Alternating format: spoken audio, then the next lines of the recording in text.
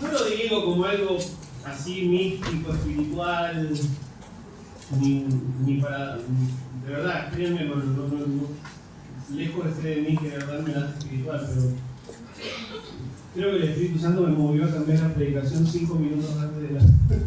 Ya bajaba, Eugenia ya tenía un título con. Entonces no van a tener versículos secundarios acá, porque estábamos listos para estudiar 1 Corintios 13, pero ahora vamos a ir a Juan capítulo 12. Estaba como. Ustedes saben que tengo respeto a la palabra de Dios, que no voy a. No me gusta ponerme detrás del púlpito e improvisar, así que hoy más que nunca dependo de la guía del Espíritu Santo. Juan capítulo 12.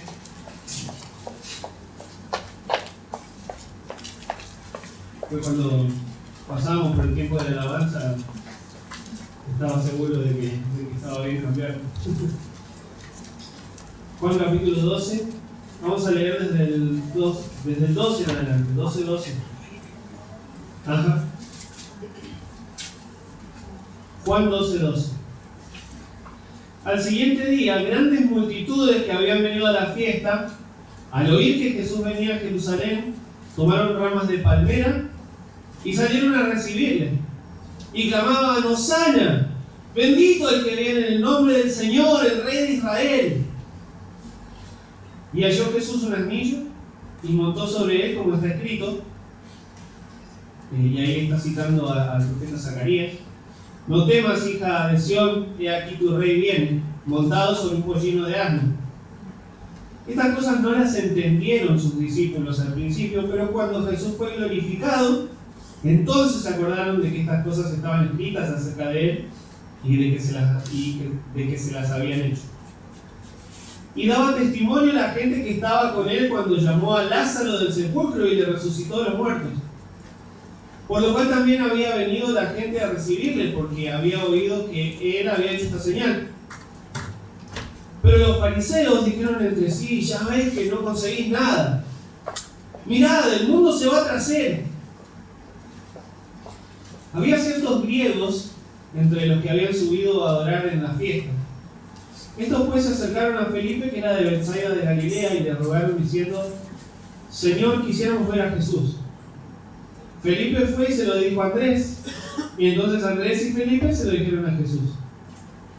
Jesús les respondió diciendo: ha llegado la hora para que el Hijo del Hombre sea glorificado.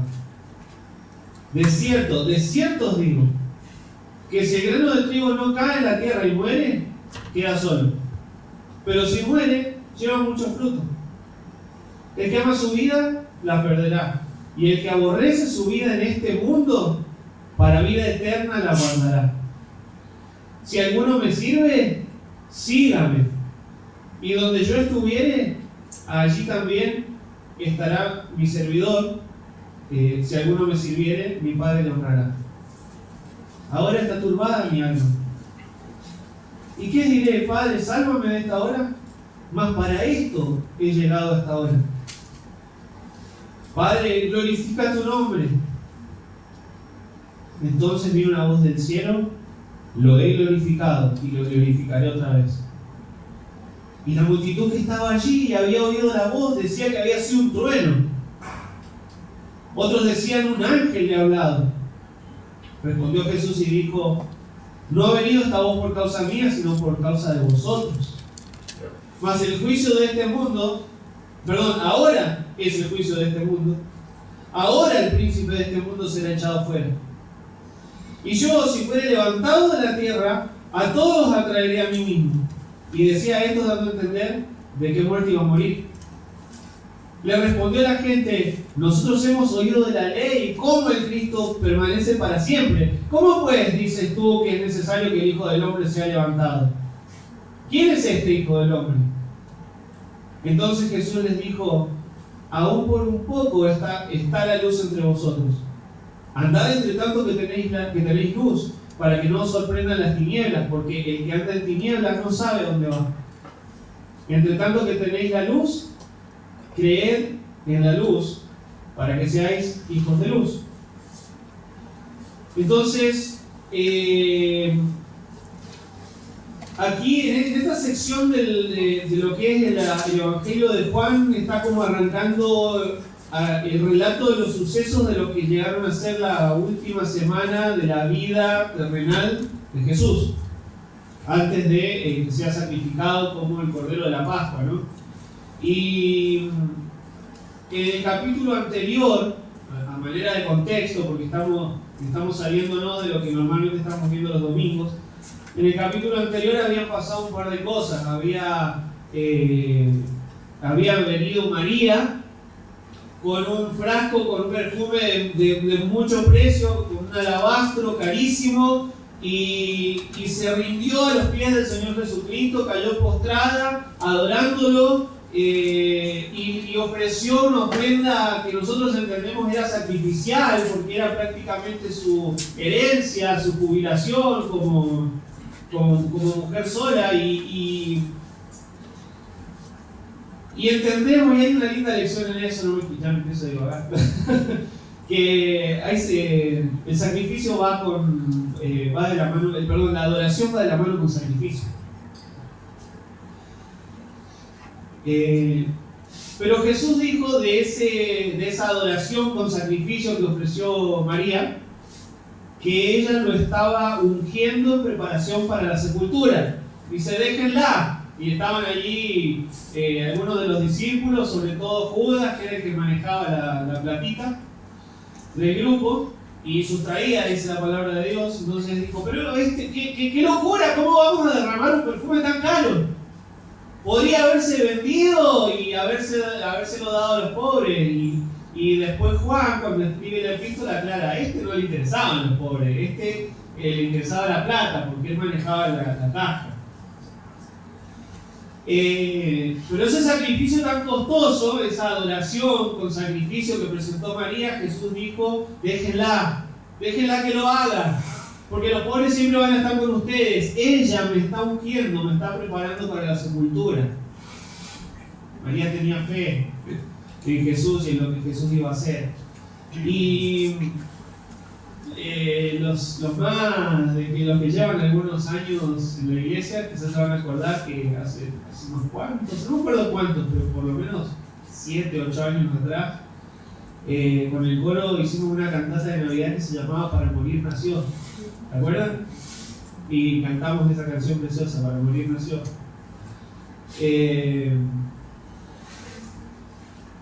Y el propósito de la vida del Señor Jesucristo era llegar a este momento. El Señor Jesucristo estaba enfocado desde pequeño, desde que se le perdió a sus padres, y la respuesta fue, no saben que en los negocios de mi padre no es necesario estar, ¿no?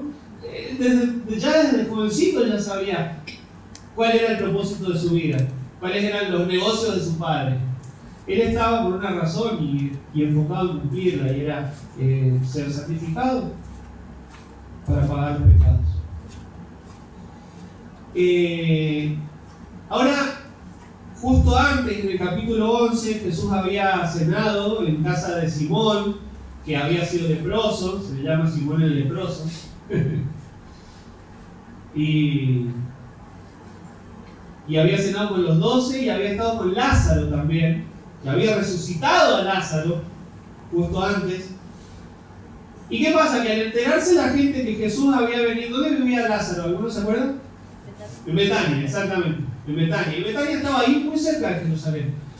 Entonces Jesús salió de Betania, y Simón también vivía, Simón el leproso, el ex leproso, que también vivía en Betania, y de Betania vino a Jerusalén.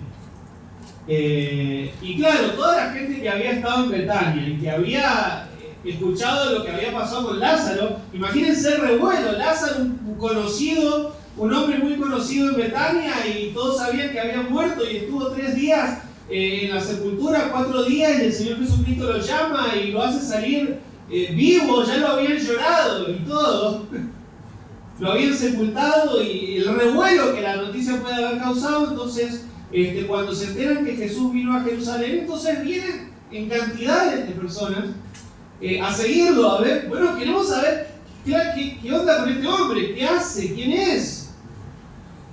Entonces vinieron de Betania para seguir al Señor Jesucristo por causa de la resurrección de Lázaro. Y esa cena que había tenido con Simón el leproso, ahí en capítulo 11, dice que había sido una cena de día de reposo. Entonces cuando arrancamos acá, dice, en los primeros versículos del capítulo 12, cuando arrancamos lo que vamos a estudiar hoy, en el versículo 12, dice, el siguiente día, que quiere decir que era el primer día de la semana, un domingo, ¿está bien? Al siguiente día, suceden estos acontecimientos de la entrada triunfal a Jerusalén, lo que el catolicismo le llama el Domingo de Ramos, ¿no? Citando este evento que sucedió con los ramos. Entonces dice, no puedo evitar pensar en ustedes, perdón. Al siguiente día, miren lo que pasaba. Grandes multitudes que habían venido a la fiesta, al oír que Jesús venía a Jerusalén, tomaron ramas de palmera y salieron a recibirle y clamaban, ¿no? Esas grandes multitudes, porque recuerden que había algunas de las fiestas de los judíos, que eran 7 principales, pero había 3 de ellas que eran de peregrinación. Y se cree que en este tiempo, no solo los judíos que estaban en Jerusalén asistían al templo para celebrar la fiesta y presentar sus sacrificios, hasta 3 millones de personas, eso es lo que creen los historiadores, que hasta 3 millones de personas podían venir a Jerusalén durante esos días. Y entonces entra en ese contexto con esa cantidad de gente, esas grandes multitudes que dice al siguiente día, grandes multitudes que habían venido a la fiesta, al oír que Jesús venía a Jerusalén, tomaron ramas de palmera y salieron a recibirle y clamaban Hosana, ¿no? Y lo reciben, dice la palabra del Señor, con ramas de palmera. Y tiene un sentido esto de las ramas de palmera. ¿Vieron cómo el revuelo se va haciendo cada vez mayor y ya todos habían escuchado de la resurrección y los de Betania lo vienen a seguir y las multitudes, quizás millones de personas que están acercándose a presentar el sacrificio escuchan, ese Jesús viene y se hace un revuelo multitudinario? Y la reacción de la gente al escuchar que Jesús venía entrando es agarrar ramas de palmera y recibirle. ¿Y saben que ese era un recibimiento, típico de un rey que regresa victorioso de la batalla? Entonces acá empieza como a pasar algo que los fariseos tanto temían. Los fariseos y los sacerdotes que venían ya criticando al Señor Jesucristo, buscando ocasión contra Él para matarle, se dan cuenta que está pasando lo que ellos tanto temían, que la gente está empezando a proclamar rey a Jesús. ¿Entienden? Extienden sus ramas de palmera y lo reciben cual rey que vuelve victorioso de la batalla. A esto, insisto, les pido perdón, no hay versículos de respaldo, pero anótenlo y los leen en su casa. En el relato de Mateo sobre este evento, en Mateo 21:8, dice que la multitud era muy numerosa, dice, y tendían sus mantos en el camino. También, además de ramas, ponían sus propios mantos. Y saben, hermanos, que la palmera es una planta típica de casi toda la región de Israel. Hay en el camino de pasar de un lugar al otro, cuando estuve sobre todo en la zona del desierto, alrededor de lo que es la zona de Jericó y el lugar donde el Señor Jesucristo fue bautizado, cuando uno va por la ruta se ven campos de palmeras, hectáreas enteras de cultivo de palmeras. Es el clima perfecto para el desarrollo de las palmeras, ¿no? Y entonces, siendo una planta que cualquiera podía tener en su patio, esto de agitar esas ramas de palmeras se había llegado a convertir con el tiempo en una costumbre judía, ya desde el tiempo del Antiguo Testamento, para recibir a un caudillo que volvía para luchar, volvía victorioso de luchar por la nación, ¿no? Y así, si leen el Antiguo Testamento, así habían recibido cuando volvía Saúl de la guerra, cuando volvía el rey David, ¿no? Era costumbre. Ese es el recibimiento que le están dando al Señor Jesucristo. Un recibimiento de rey victorioso, ¿entienden? Imagínense la cabeza de los fariseos y de los sacerdotes.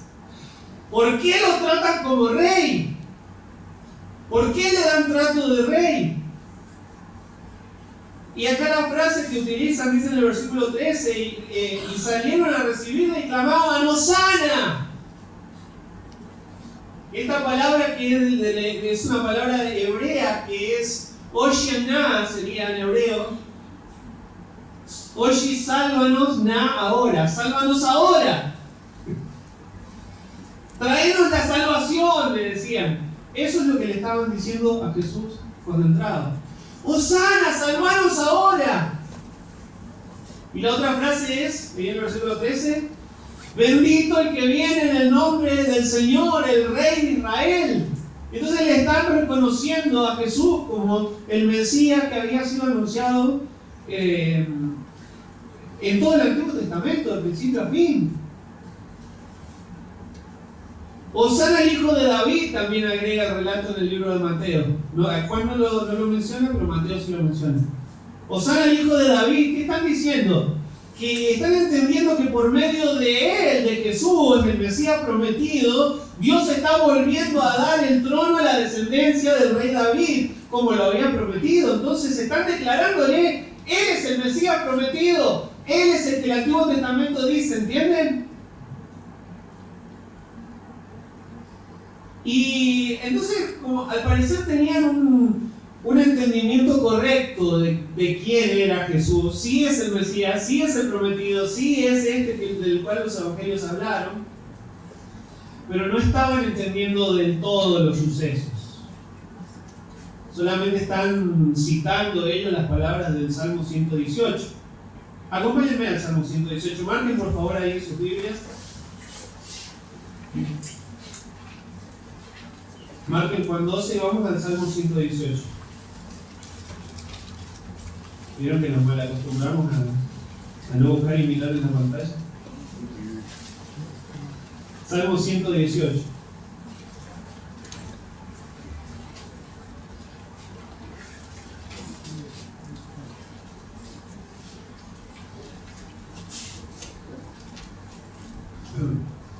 Miren lo que dice el versículo 22. Salmo 118, 22. La piedra que desecharon los edificadores ha venido a ser cabeza del ángulo. De parte de Jehová es esto, y es cosa maravillosa a nuestros ojos. Este es el día que hizo Jehová. Nos gozaremos y alegraremos en él. Oh Jehová, sálvanos, oh Shianá. ¿Entienden? Hosana, oh Jehová, sálvanos ahora. Te ruego Jehová que nos hagas prosperar ahora. Bendito el que viene en el nombre de Jehová. Entonces, como buenos judíos que habían estudiado la Torá, eran estudiosos de la ley, de los profetas, conocían de memoria las palabras del Salmo 118, sabían que ese salmo hacía referencia al Mesías y citaron las palabras referidas al Mesías para utilizarlas con el Señor Jesucristo. Y es cierto, como dice ahí en el versículo 22, que Jesús era el Mesías prometido, pero era también la piedra que desecharon los edificadores. Y cuando le aclamaban rey, entendemos que la multitud le decía, sálvanos ahora, Hosana, bendito el que viene en el nombre del Señor, pero estaban prestándole atención a esta parte del Salmo y se estaban olvidando de la parte de la piedra que desecharon los edificadores. ¿Entienden? Este es el Mesías que viene para traer libertad, pero también es la piedra que desecharon los edificadores, y era justo lo que estaba por suceder de aquí a unos días. Israel estaba por desecharlo y crucificarlo. pero Él iba a resucitar 3 días después en gloria, llegando a ser también la piedra angular. Y esa base sobre la cual iba a ser edificada la iglesia. Una iglesia de judíos y gentiles. Y dice, este es el día. Hay una canción, un corito, ¿no? Este es el día. Y es interesante porque, si ustedes se acuerdan cuando pasamos por el estudio del Evangelio hace años, hace 2-3 años atrás, Jesús se había mantenido muy discreto en sus primeros tiempos de ministerio y no quería que se hiciera revuelo antes de tiempo. Y el salmista en el versículo 24 dice, este es el día. Este es el día. Es más, el Señor Jesucristo, en momentos anteriores, los judíos habían tratado de hacerlo rey, no sé si se acuerdan. Habían tratado de hacerlo rey. Y el Señor Jesucristo no había querido. Y ahora lo están aclamando rey y el Señor Jesucristo lo permite. ¿Por qué? Porque el día es el momento. Cuando multiplicó los panes y los peces, y sí, más vale, hay que hacerlo rey. Imagínate, si mi ley promete comida para todos, ¿cómo se lo va a montar? Y en varias ocasiones dijo que mi hora no ha llegado. ¿Se acuerdan de esa frase? Aún no ha llegado mi hora. Pero ahora permite que lo aclamen. Y le proclaman rey, y el Señor Jesucristo acepta esa aclamación. Y ellos le dicen, oh Jehová, como el salmista, ¿no? Oh Jehová, sálvanos ahora, Hosana, Hoshaná. Bendito el que viene en el nombre de Jehová, frase que también se menciona en el Salmo, en el versículo 26 y en el 25. El Mesías prometido, está diciendo la gente. Pero insisto, no tenían un entendimiento correcto de lo que estaba pasando con el Señor Jesucristo. Miren lo que dice el versículo 14. Y halló Jesús un asnillo y montó sobre él, como está escrito: no temas, hija de Sión, he aquí tu rey viene montado sobre un pollino de asna. Entonces ese caudillo que la gente estaba esperando que venga para liberarlos del control tirano del Imperio Romano, y dicen, sálvanos ahora, ¿de qué? De Roma. Eso estaban diciendo. Sálvanos ahora, ¿de qué? De la esclavitud, de los impuestos altísimos, de los castigos físicos. Una liberación militar estaban esperando, un caudillo que se levante y haga guerra contra Roma. Pero Jesús venía a dar libertad de la esclavitud del pecado. De la esclavitud del pecado. Montando un asnillo, un pollino, en la cría del burro, ¿no? Burrito.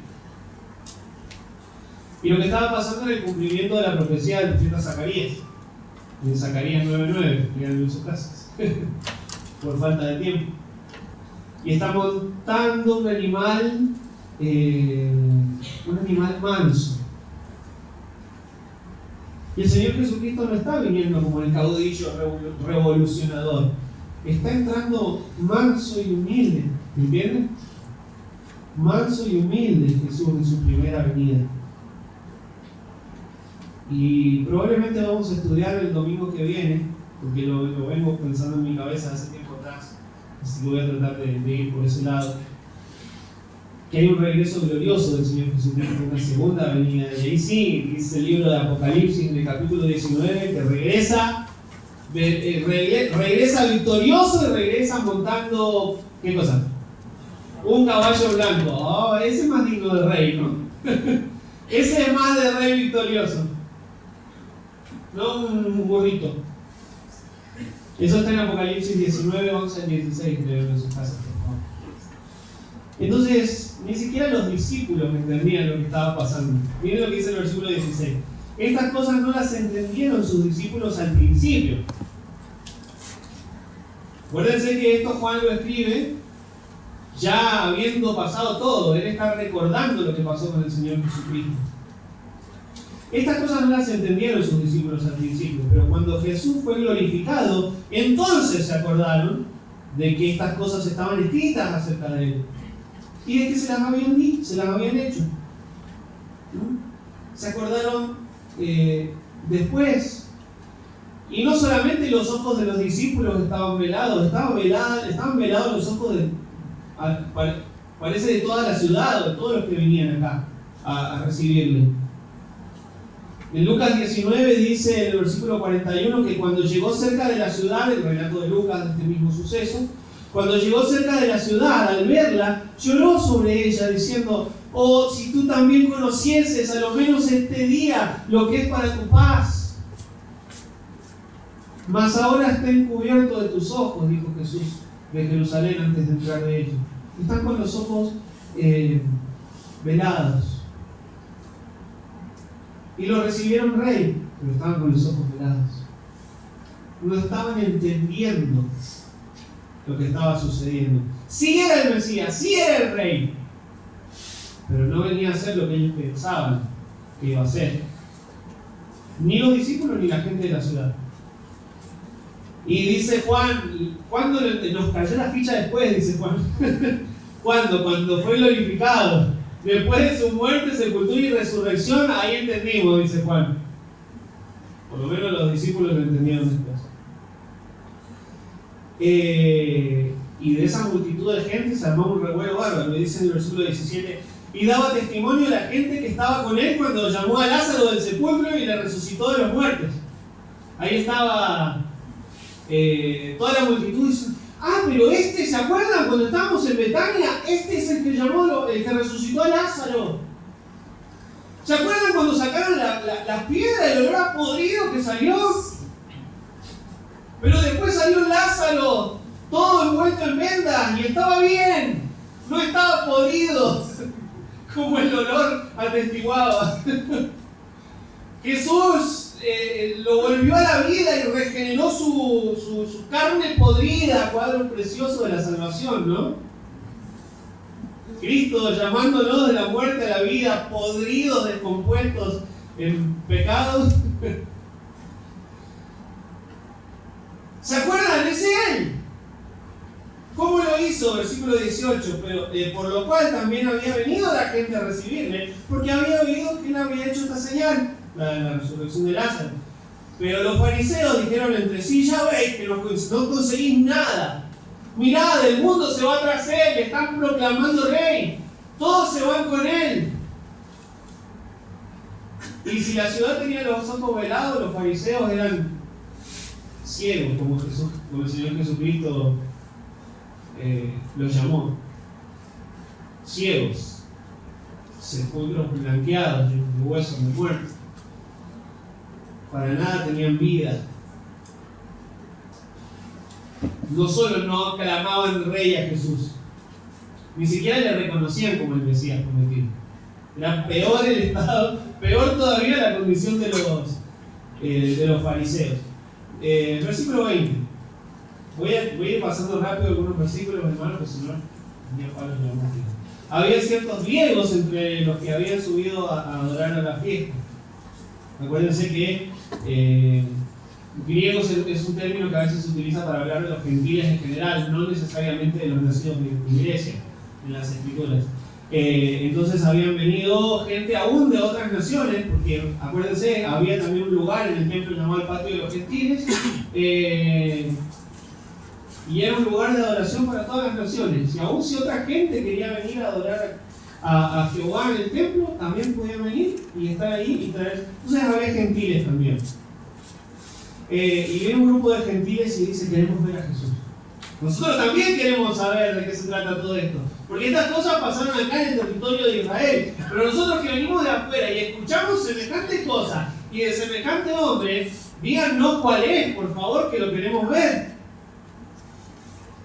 Y Jesús también había venido vino a la casa de Israel, a los suyos vino, los suyos no le recibieron, mas a todos los que le recibieron, a los que creen en su nombre, les dio potestad de ser hechos hijos de Dios, judíos y no judíos. Por eso Pablo también predicaba a griegos y a no griegos y deudores, ¿se acuerdan? Al judío primeramente y también al griego. Insisto, no solo el griego de Grecia, el gentil en general. Versículo 21. Si no me apuro, pierdo un asado, después les cuento.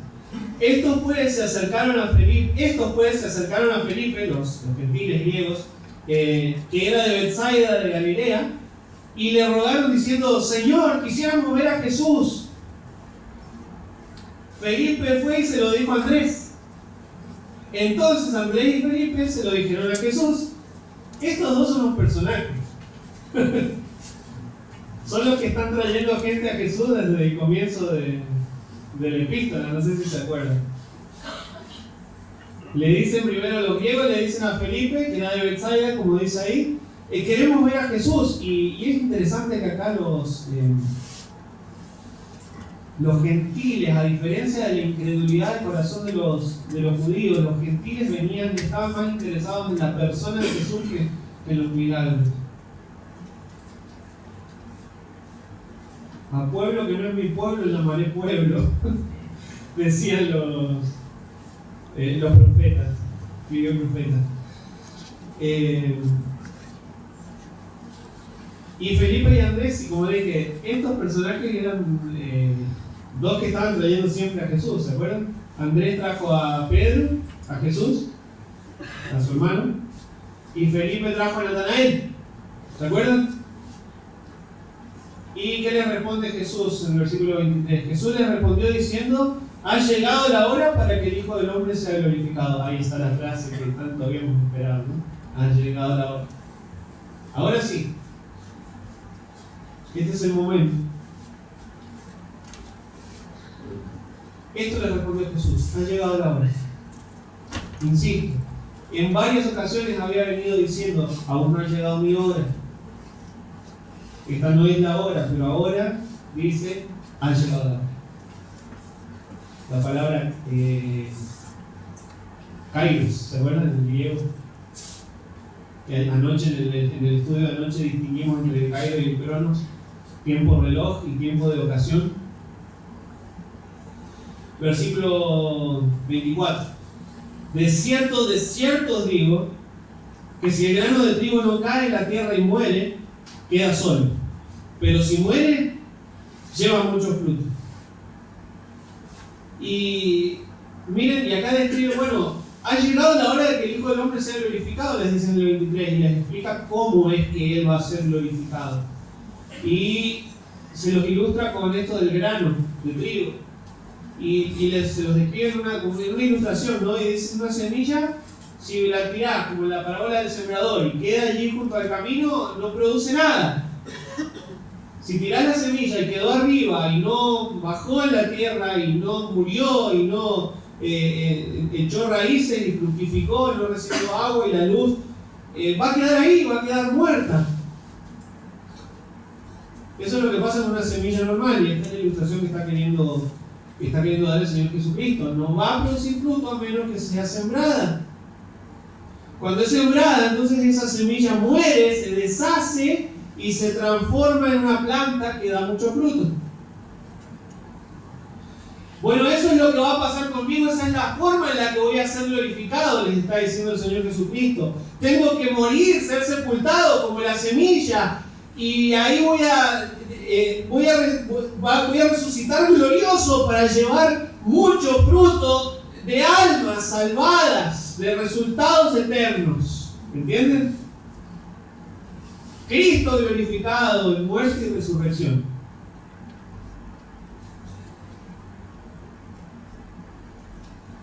El que ama su... Y miren lo que agrega. Ustedes también tienen que morir.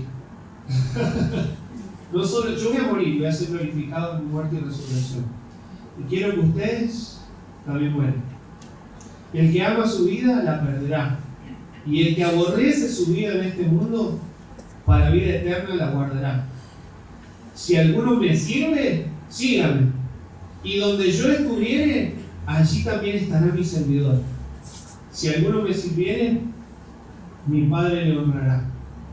Y ahora no está hablando de Él, de su muerte, de su glorificación, ahora está refiriéndose a los discípulos. Nosotros también, hermanos. ¿Qué está diciendo? Ustedes también tienen que estar dispuestos a dar la vida. A aborrecer la vida de este mundo. ¿Vieron lo que dice? El que ama su vida la perderá. El que aborrece su vida en este mundo,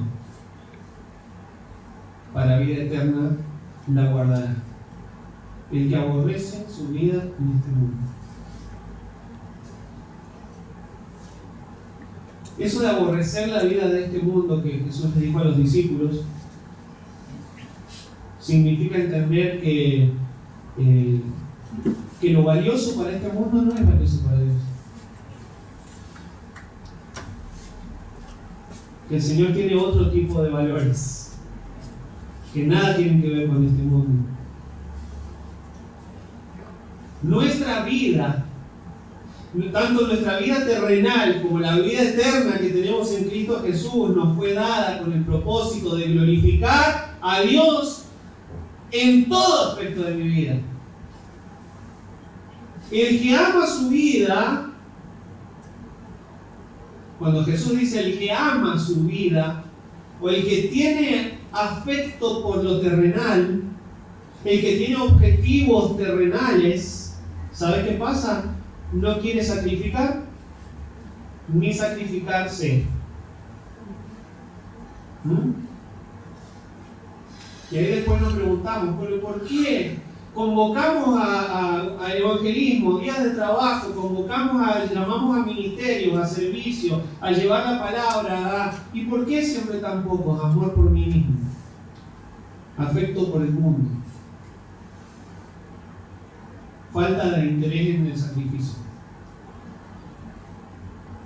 falta de gratitud a la muerte del Señor Jesucristo y su resurrección. El éxito, hermanos, y la gloria del mundo, que es lo que mucha gente ama, dura lo que dura el mundo. ¿Entienden? Cuando este mundo se pasa lo material, se pasa el éxito del mundo y la gloria del mundo. Y Dios no te salvó para eso. Dios te salvó para que hagas obras con resultados eternos.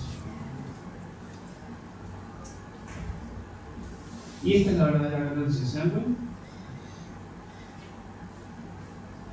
Cuando Pablo está haciendo su cierre un discurso de cierre de su ministerio, ya listo para que lo maten, dice en Hechos 20:24, de ninguna cosa hago caso, ni estimo preciosa mi vida para mí mismo, ¿entienden? Es esto.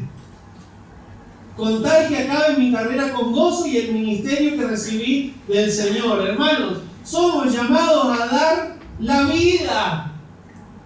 Y digo, no necesariamente a morir como los mártires. Quizá el Señor así lo quiera, no lo sé. Pero Pablo, cuando le escribió a los romanos, les dijo que presentemos vuestros cuerpos en sacrificio vivo. No que se mueran, que vivan como una forma de sacrificio. Que sus vidas sean un sacrificio.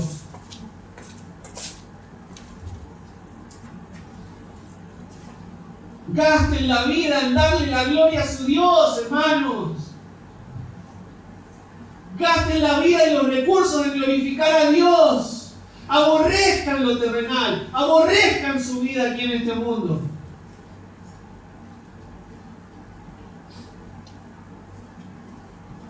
Y en el versículo 26, mirá dónde dice, si alguno me sirve. ¿Por qué introduce el tema del servicio? Qué pesado que es el pastor con este tema. Que me dice que los dones, que el servicio, que la iglesia, que los ministerios.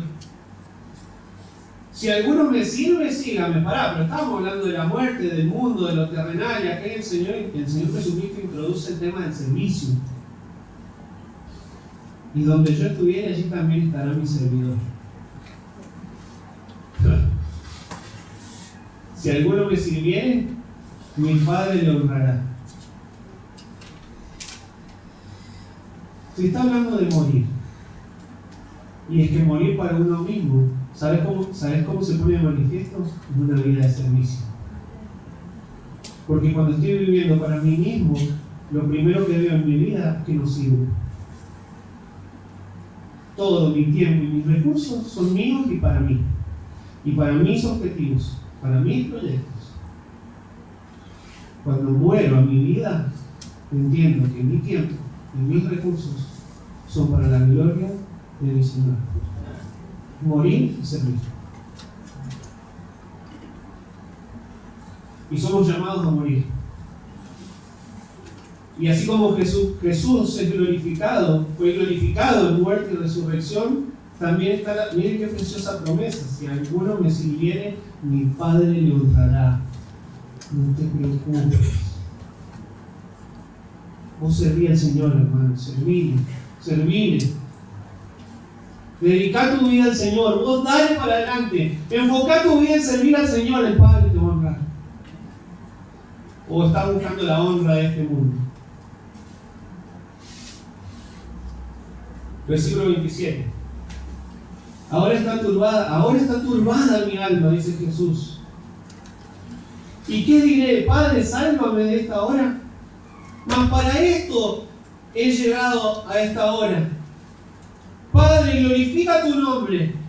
Entonces vino una voz del cielo. Lo he glorificado y lo glorificaré otra vez. Y la multitud que estaba allí y había oído la voz decía que había sido un trueno. Interesante, ¿no? Porque cuando se describe la voz del Señor en Apocalipsis, se dice como voz de trueno, ¿no? Era la voz de Dios, del Padre. Me perdí. ¿Dónde era? Ah, el 29. Otros decían: un ángel le ha hablado. Respondió Jesús y dijo: no he venido esta voz por causa mía. O sea, no es que yo necesitaba saber que el Padre me apoya.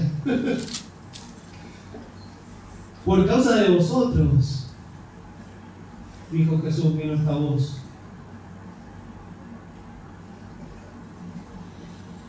El Señor Jesucristo, insisto, Él tenía claro el propósito de su vida en este mundo. Él tenía que morir. Y todo lo que hacía era enfocado en llegar a ese punto.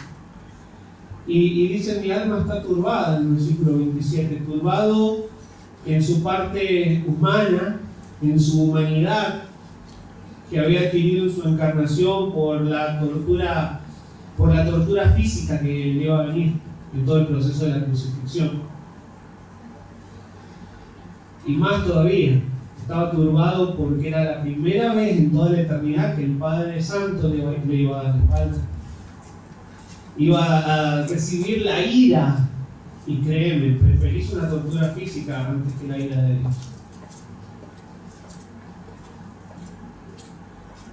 Y él allí en la cruz estaba cargando los pecados y recibió la ira del Padre. Y dice: estoy turbado, pero ¿qué acaso? Estoy parafraseando, ¿no? Estoy como...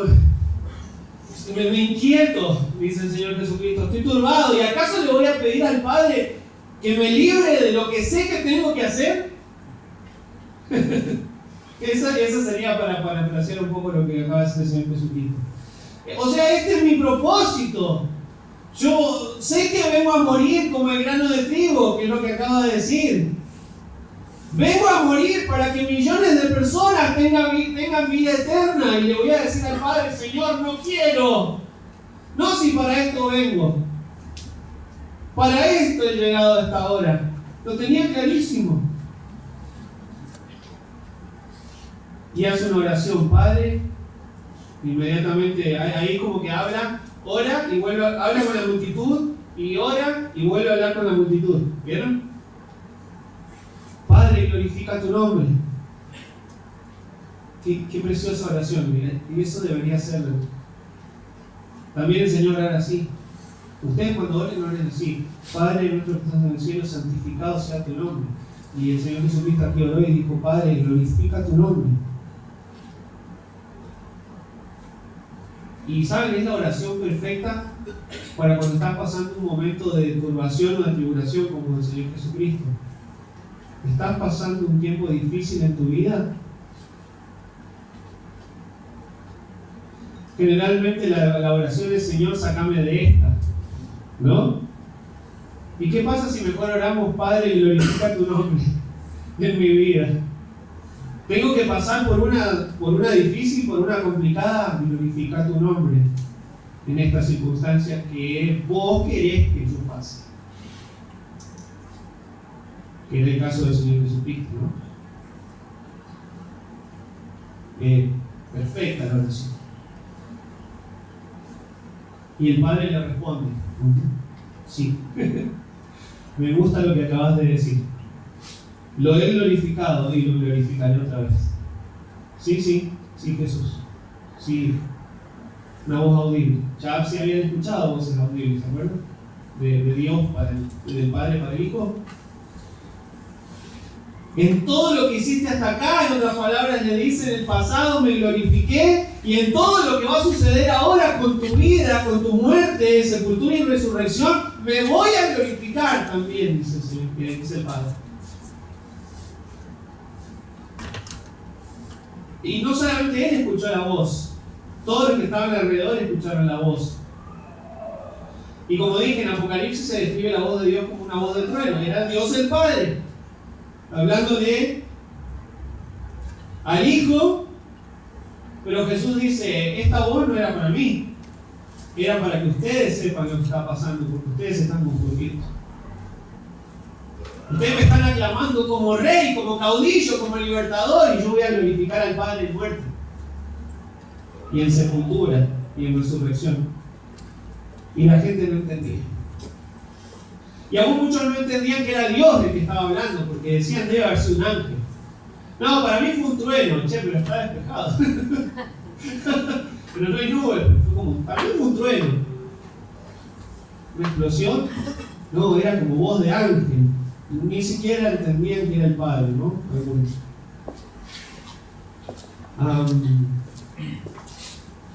Y la voz de Dios vino para que la gente lo oiga, ¿entienden? Para que entiendan que lo que está por suceder en la vida de Jesús está, primero, voy a leer la frase de nuevo, lo que dijo la voz. Lo he glorificado y lo glorificaré otra vez. Lo que está por suceder en la vida de Jesús, en otras palabras, está aprobado por el Padre y controlado soberanamente. Orquestado soberanamente. 34, le respondió la gente: llegamos, quédense tranquilos, aguántenme, creo que ya perdí el asado. 34 al 36. Le respondió la gente: nosotros hemos oído de la ley que el Cristo permanece para siempre. ¿Cómo pues dices tú que es necesario que el Hijo del Hombre sea levantado? ¿Quién es este Hijo del Hombre?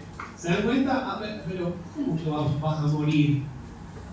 Si nosotros te acabamos de aclamar como el Mesías que viene y es Rey para siempre, y vos me estás diciendo que te vas a morir, entonces no sos el Mesías prometido. Entonces no sos el que permanece para siempre.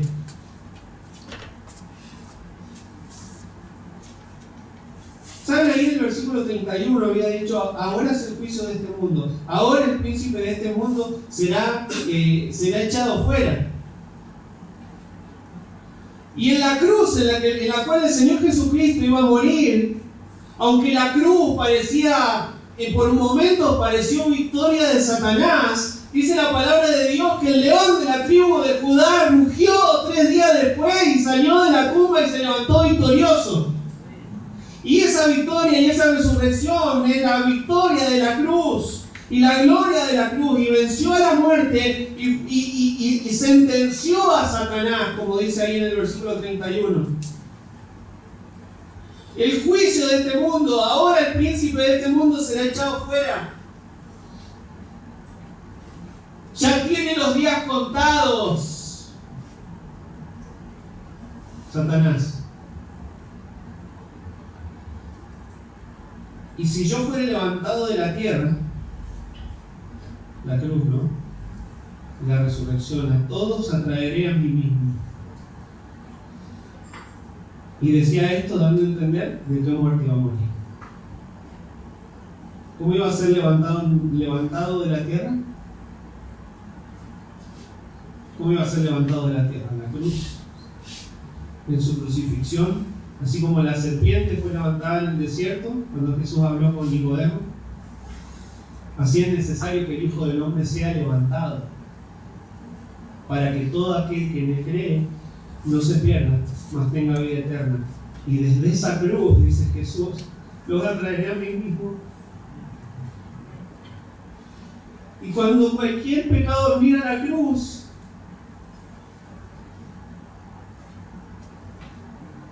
puede ser salvo.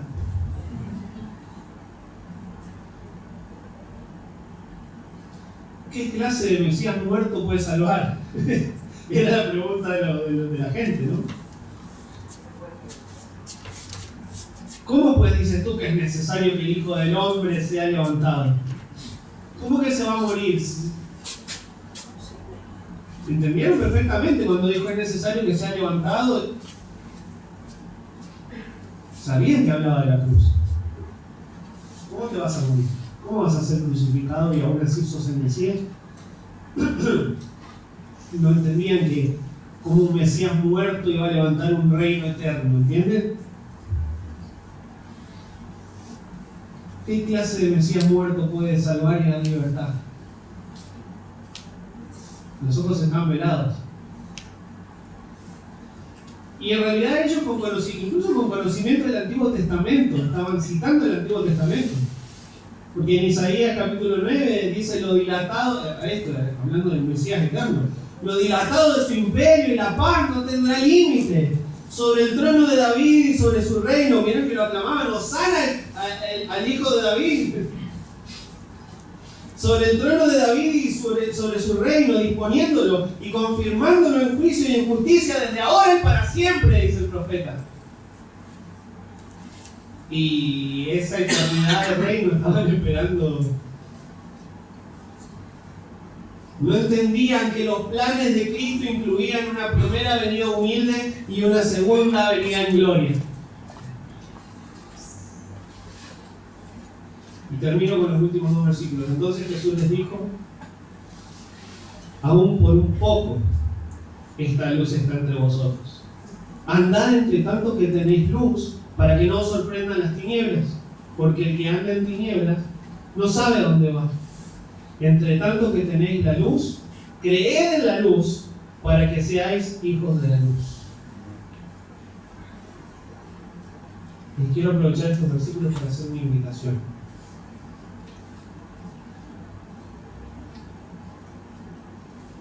Acá les finaliza esta idea explicándoles lo que ellos no entienden. Y otra vez por medio de ilustraciones. ¿Vieron? Siempre con manzanitas. Siempre con ilustraciones prácticas. ¿Vieron la luz? ¿Vieron que la luz se acaba pronto? Porque no mantenían el interruptor prendido en aquel tiempo. Tenían una lámpara y cuando se les acababa el combustible, se les acababa la luz. ¿Verdad?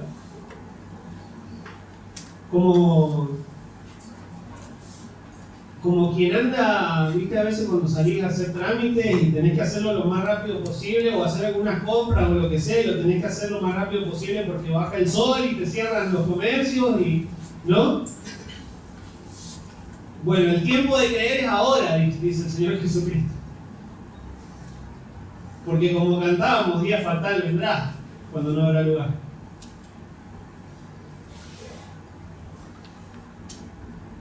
Y la luz estaba allí presente.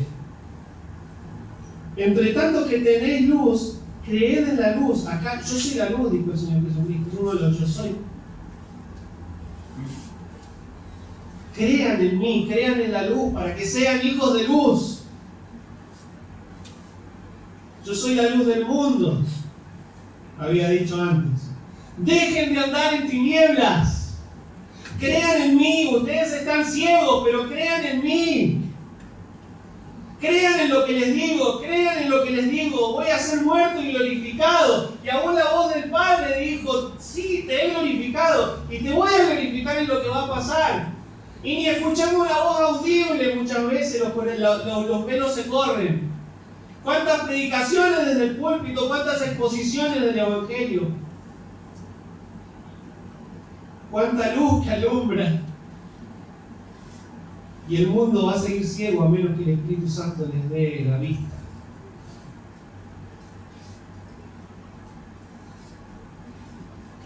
Y Jesús los llama.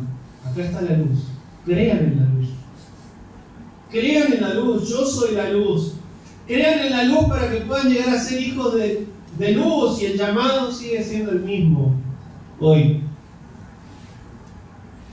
Si todavía no has puesto tu fe en Jesús, hoy es el día. Crean en la luz. Hoy hay luz. La luz de Cristo resplandece. Y ¿sabes qué? El Señor Jesucristo vuelve pronto y vuelve en gloria y vuelve a buscar a los suyos, a los hijos de luz. Entonces te quiero preguntar si sos un hijo de Dios por la fe. Si has puesto tu fe en Jesús, si has creído con todo el corazón que eres el Hijo de Dios, que eres el Mesías prometido, que Él es Dios encarnado, que Él murió y resucitó el tercer día y hoy vive y prometió que vuelve. ¿Lo crees? Tienes que creerlo para ser salvo, para ser un hijo de luz. Y a los creyentes, termino con esta exhortación, hermano: deja de estimar tu vida. Deja de estimar tu vida. Deja de priorizarte. Deja de priorizar tu autorrealización, de tratar de llegar a ser lo que quieras ser. Así como te dice Barbie, sé lo que quieras ser. Así como propone este mundo, eso es amor por el mundo. Mejor dejar de lado al mundo y poner los planes de Dios para tu vida primero. Jesús es el Rey de Gloria. Jesús es el Rey de Gloria. Buscar la guía del Espíritu Santo, hermano, para que todo lo que haga, todo lo que decida, todo lo que emprenda, glorifique el nombre de Dios en primer lugar. Porque para eso ha sido el llamado.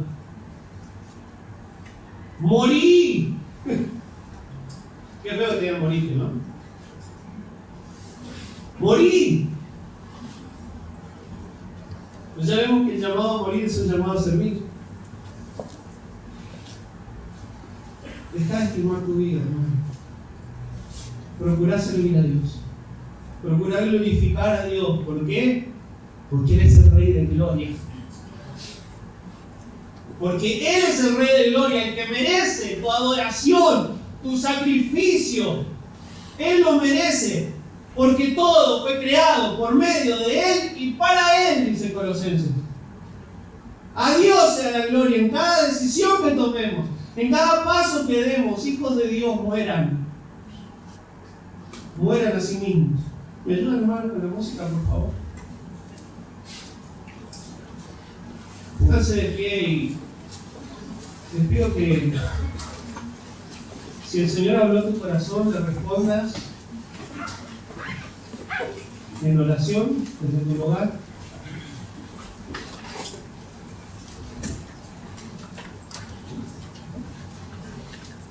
No hace falta que vengas aquí al altar, porque el Señor te escucha ahí desde tu banco también.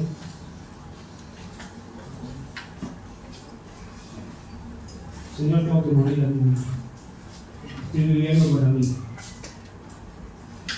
Me voy a ir más a morir.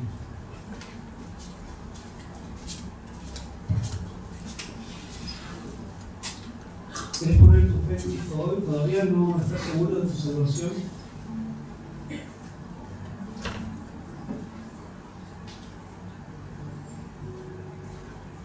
Hoy es un día en el que la luz está resplandeciendo, la luz de Cristo.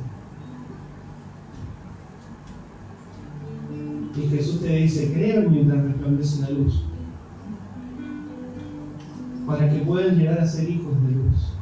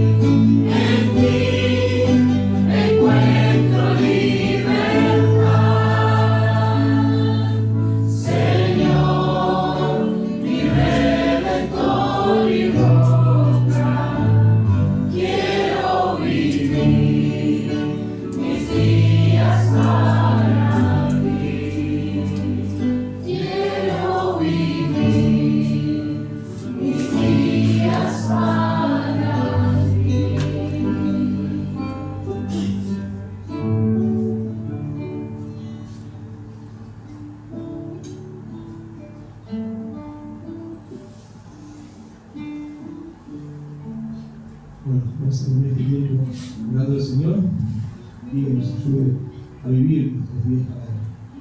Gustavo, por favor, así. ¿Podrías acercarme? Muchas gracias. Vamos.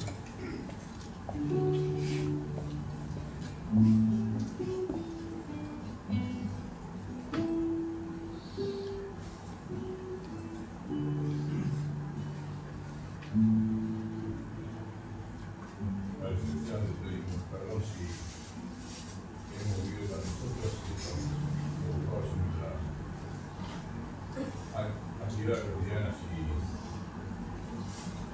impulsados para hacer todo lo que nos conviene y lo que nos hace a recorrer estar mejor si tenemos algo de mejor y queremos enderezar nuestros caminos a través de su palabra, a través de su dirección.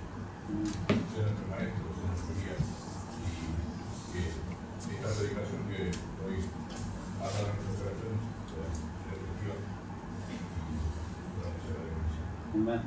Pedimos todo esto en nombre de Jesús. Amén. Amén.